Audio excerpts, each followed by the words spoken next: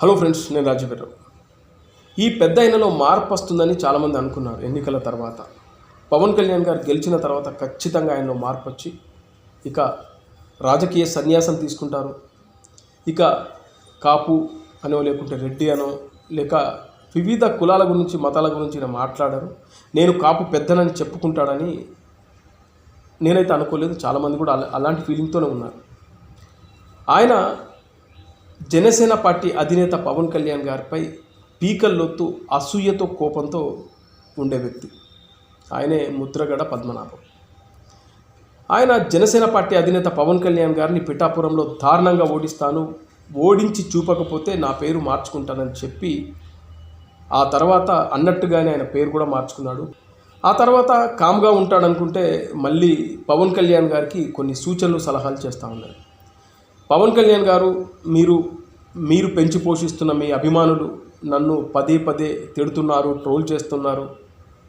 మీరు కాపులకు ఏదైతే రిజర్వేషన్ కల్పిస్తానని అందరి ఆశ ఏదైతే ఉందో కాపుల ఆ ఆశ నెరవేర్చండి. అలాగే మీరు బీజేపీతో ఇవాళ అలయన్స్లో ఉన్నారు, కేంద్రంలో మీకు మంచి పలుకుబడి ఉంది. మీరు ఆంధ్రప్రదేశ్కు ప్రత్యేక హోదా తీసుకురండి.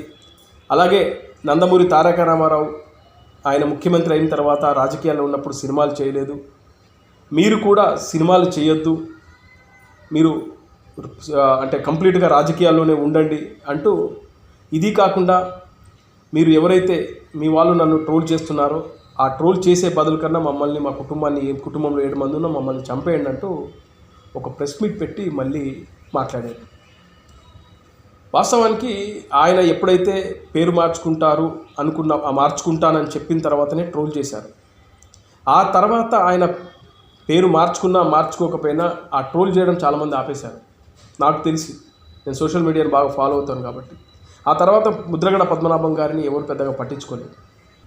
కానీ ఆయన ఎందుకో పవన్ కళ్యాణ్ గారిని పదే పదే టార్గెట్ చేస్తూ పవన్ కళ్యాణ్ గారి పైన ఈ వీడియోలు పెడుతూ ఆయనను మళ్ళీ ఏదో విధంగా డిస్టర్బ్ చేసే కార్యక్రమాలు అయితే చేస్తున్నట్లుగానే స్పష్టంగా కనబడుతుంది.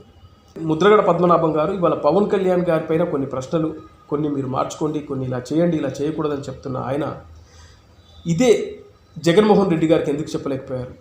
25 మంది ఎంపీలను ఇస్తే నేను కేంద్రం మెడలు వంచి ప్రత్యేక హోదా తీసుకొస్తానని చెప్పిన జగన్మోహన్ రెడ్డి గారి పైన ఎందుకు మీరు బహిరంగ లేఖ రాయలేదనేది చాలామంది అడుగుతున్న ప్రశ్న. అప్పుడు జగన్మోహన్ రెడ్డి ఒక సందర్భంలో, అంటే ఎలక్షన్ క్యాంపెయిన్లో, కాపులకు రిజర్వేషన్ అనేది చాలా కష్టం, అది నా చేతుల్లో లేదు, అది జరగదని చెప్పినా కూడా అప్పుడు కాపులంతా వైసీపీకి ఓటేశారు. మరి ఆ సమయంలో మీరు కాపుల పక్షాన్ని నిలబడ్డ వ్యక్తి, మరి ఎందుకు అప్పుడు జగన్మోహన్ రెడ్డి గారి దగ్గరికి వెళ్ళి మా కాపులకు రిజర్వేషన్ ఇవ్వాలని ఎందుకు మీరు అడగలేదు? ఇలా చూస్తే ముద్రగడ పద్మనాభం గారి పైన చాలా ఉన్నాయి.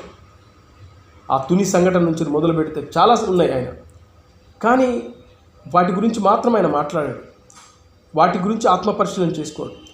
ఎంతసేపు అప్పుడు ప్రజారాజ్యం పార్టీ పెట్టినప్పుడు చిరంజీవి గారి పైన, ఇప్పుడు జనసేన పార్టీ పెట్టినప్పుడు పవన్ కళ్యాణ్ గారి పైన ఆయన ఎప్పుడు విమర్శలు చేస్తూ, వీళ్ళిద్దరు అంటే మెగా ఫ్యామిలీలోని చిరంజీవి గారిని, పవన్ కళ్యాణ్ గారి పైన ఆయన అక్కసు వెళ్ళగక్కుతాడే తప్పితే, అరే మన కులం నుంచి ఒకడు వచ్చారు, వీళ్ళు పార్టీ పెట్టారు, వీళ్ళకు అండగా ఉందాం, వీళ్ళ ద్వారా మనం ఏదైతే అనుకున్న కొన్ని సాధించుకుందాం, ఎంతసేపు ఈ రెడ్డి కమ్మలైన ముఖ్యమంత్రులు, కాపులు ముఖ్యమంత్రి అయ్యే యోగం లేదా అనే విధంగా ఆయన ఎందుకు చేయలేకపోయాడు? అలాగే హరిరామ జోగయ్య గారు తీసుకుంటే ఆయన ఇంకా కాస్త పవన్ కళ్యాణ్ గారికి ఫేవర్గా ఉంటారు. ఇప్పటికీ పవన్ కళ్యాణ్కి ఫేవర్గా ఉంటారు. ఆయన కాపుల నుంచి ఒకరు ముఖ్యమంత్రి అవ్వాలి, ఉన్నది ఒకే ఒక్కడు పవన్ కళ్యాణే, ఈయన తప్ప మనకు ఎవరు లేరు, ఇతన్ని కాపాడుకుందామనే ఒక ఆలోచన ఉన్న వ్యక్తి హరిరామ జోగయ్య గారు. రియల్లీ అతను 80 సంవత్సరాల పై ఉన్నా కూడా దగ్గర 90 సంవత్సరాలు ఉంటాడు.